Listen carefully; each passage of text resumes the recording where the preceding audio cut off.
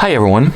In today's video tutorial we would like to demonstrate how you can delete the albums on your iPhone 14 series device. So first of all you gotta launch the settings. Oh, not settings, my bad, of course. Launch the Photos app. In here make sure that you are currently at the albums section of your gallery, so you can change it at the bottom.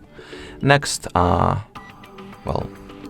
and hold at the album that you would like to erase.